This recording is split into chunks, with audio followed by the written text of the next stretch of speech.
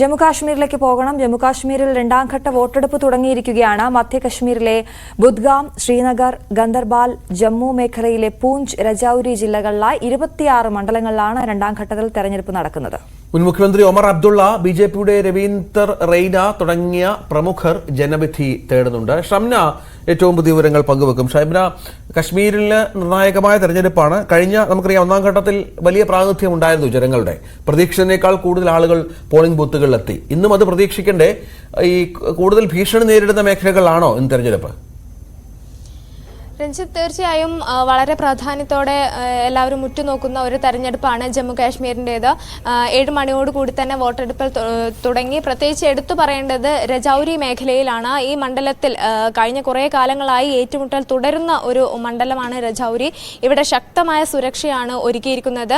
ഈ പോളിംഗ് സ്റ്റേഷനുകളുടെ കാര്യം പറയുകയാണെങ്കിൽ 157 സ്പെഷ്യൽ പോളിംഗ് സ്റ്റേഷനുകളാണ് സ്ത്രീകളുടെ പ്രാതിനിധ്യത്തിലുള്ളത്, യുവാക്കൾ നയിക്കുന്നത്. അങ്ങനെ പ്രത്യേകമായി 157 പോളിംഗ് സ്റ്റേഷനുകൾ ഒരുക്കിയിട്ടുണ്ട്.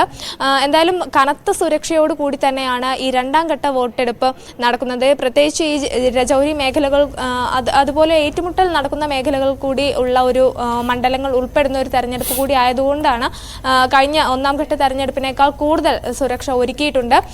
എന്തായാലും ജമ്മു മേഖലയിൽ നിന്ന് 11 മണ്ഡലങ്ങളും, കാശ്മീർ മേഖലയിലെ 15 മണ്ഡലങ്ങളും, അങ്ങനെ 26 മണ്ഡലങ്ങളിലേക്കാണ് ഇന്ന് വോട്ടെടുപ്പ് നടക്കുന്നത്.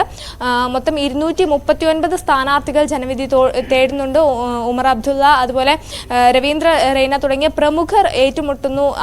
അത്തരം അവർ കൂടി ജനവിധി തേടുന്ന ഒരു രണ്ടാം ഘട്ട വോട്ടെടുപ്പാണിത്. അതുകൊണ്ട് തന്നെയാണ് ഈ ഒന്നാം ഘട്ടത്തിനേക്കാൾ കൂടുതൽ എല്ലാവരും കുറച്ചുകൂടി ഉറ്റുനോക്കുന്നത്. നമുക്കറിയാം, 2014 ഇലക്ഷൻ നടന്ന 10 വർഷത്തിന് ശേഷമാണ് ജമ്മു കാശ്മീരിൽ വീണ്ടും ഒരു തെരഞ്ഞെടുപ്പ് നടക്കുന്നത്. പ്രത്യേക പദവി എടുത്തു കളഞ്ഞതിന് ശേഷം, ആർട്ടിക്കിൾ 370 എടുത്തു കളഞ്ഞതിന് ശേഷമുള്ള ആദ്യത്തെ തെരഞ്ഞെടുപ്പാണ്. അതൊക്കെ ഈ PDP BJP സഖ്യം അന്ന് തകർന്നതിന് ശേഷം ഒക്കെയുള്ള ഒരു തെരഞ്ഞെടുപ്പ് ആയതുകൊണ്ട് തന്നെ എല്ലാ പാർട്ടികൾക്കും അല്ലെങ്കിൽ എല്ലാ മുന്നണികൾക്കും സ്ഥാനാർത്ഥികൾക്കും ഒരുപോലെ നിർണായകമായ ഒരു തെരഞ്ഞെടുപ്പാണ്. അത്തരം കാര്യങ്ങളൊക്കെ എടുത്തു പറയേണ്ടിയിരിക്കുന്നു. പ്രത്യേകിച്ച് ഈ തെരഞ്ഞെടുപ്പ് നടക്കുന്ന ഓരോ മേഖലകളിലും പ്രത്യേകം സുരക്ഷ ഒരുക്കിയിട്ടുണ്ട്. മാത്രവുമല്ല, ഈ കഴിഞ്ഞ ഒന്നാം ഘട്ട തെരഞ്ഞെടുപ്പിൽ 61.78% പോളിംഗ് രേഖപ്പെടുത്തിയത്. സാമാന്യം ഭേദപ്പെട്ട രീതിയിൽ ജനങ്ങൾ അവരുടെ സമ്മതിദാനം രേഖപ്പെടുത്തിയിരുന്നു. ആ ഒരു പോളിംഗ് നിലവാരം, അല്ലെങ്കിൽ അത്തരം ഭേദപ്പെട്ട ഒരു പോളിംഗ് തന്നെയാണ് ഈ രണ്ടാം ഘട്ടത്തിലും എന്തായാലും പ്രതീക്ഷിക്കുന്നത്. ഇപ്പോൾ 7 മണിയോടുകൂടി തന്നെ പോളിംഗ് ആരംഭിച്ചിട്ടുണ്ട്. വൈകിട്ട് 6 മണി വരെയാണ് പോളിംഗ് ഉണ്ടാവുക. അപ്പോൾ അത്യാവശ്യം നല്ല ഭേദപ്പെട്ട പോളിംഗ് തന്നെയാണ് ഈ രണ്ടാം ഘട്ടത്തിലും പ്രതീക്ഷിക്കുന്നത്. ഒക്ടോബർ 1-നാണ് മൂന്നാം ഘട്ടവും അവസാന ഘട്ട തെരഞ്ഞെടുപ്പ് നടക്കുന്നത്.